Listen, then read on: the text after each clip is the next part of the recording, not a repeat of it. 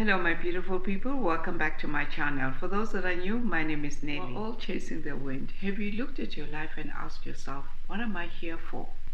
Is there anything more to life than what I'm doing every day? Look at Ecclesiastes 2 when King Solomon shares his life experience with us. He married 700 women. On top of that, he had 300 concubines. I wonder how he coped. Some men will keep a lot of women because they want to make the right decision on who to marry. At the end of the day, they'll marry this person and later realize that they married the wrong person. But when it comes to King Solomon, he just married all 700 women. And he still had those 300 concubines on top of that. I guess money wasn't an issue. That's why those women stayed anyway. We look at his journey in life and how he viewed life himself. He was a person that loved God. He was full of wisdom and he knew God, and God gave him all the wisdom that any man can have. But he was searching his life. Is there anything else in life more than this?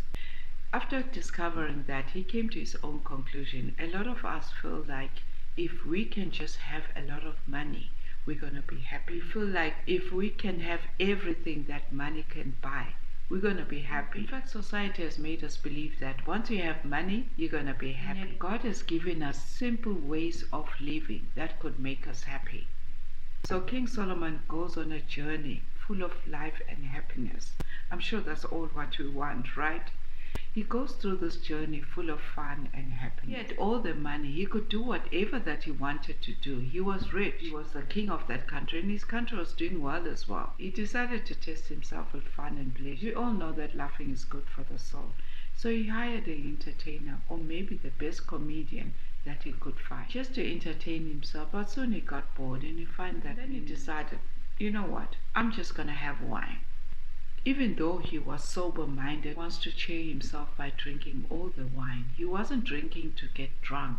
Soon enough, he realized that even the wine doesn't make him happy. He wasn't pursuing all the pleasure that he thought he was going to pursue. Eventually, that didn't mean much to him, so he took it off his list. Then he went on a project of buying houses, maybe hotels as well. He made gardens as well. He planted all sorts of fruits and herbs. He even brought in slaves. He went all out to build his wealth in property. We all know that when you have properties, it's the best investment that you can have. I'm sure when you're looking King Solomon from the outside, you will think he's happy. And yet deep down, he wasn't happy. Despite that he had all these properties, he had all these houses, he had all these concubines, he had all these wives, he still wasn't happy. We are all taught that you need to chase that wind, go to school, get a degree, and you'll be happy. And yet you're still not happy. Maybe you've got even more than one degree, and yet you're still not happy. Probably you're even broke as well. How is that possible? So he decided, I'm going to start collecting silver and gold. He was the richest king after all. Those days when you're wealthy, you have silver and gold. But that got him bored as well. He then decided, okay, I'm just going to hire male and female singers to sing all day. I guess when you have all the money, you can do anything that money can buy. He denied himself nothing that was going to give him pleasure. After all, he had all the money. So he thought to himself, wisdom is much better than having all these things. He came to a conclusion after trying everything that money can buy in his time. There was nothing that was more important in life than having God in your life and fearing Him, than all this vanity that we think that the most important. To be honest, most of the time, the more you have is the more you want.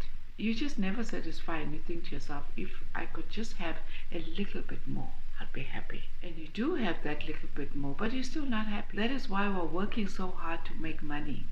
We're always chasing this and that. We're always chasing the wind. When you die, you're going to leave all that behind. Probably you're going to leave that behind for your kids. Some will take it further to build something better for themselves, and some will just waste it like the prodigal son. Sometimes you're working so hard that you're not even enjoying it. The people that you are leaving behind are the ones that are going to benefit from it. So basically in life, we get so used to things. You think to yourself, if I could just drive that car, I'll be happy. And you eventually get used to it. Or you think to yourself, if I could just marry this man, I'll be the happiest woman on earth. You eventually get married to him. 5 years down the line, you're no longer happy. You're disrespecting him. So basically, we're all chasing the wind. Which wind would you rather chase? Think about it. Thank you for watching and see you in the next video.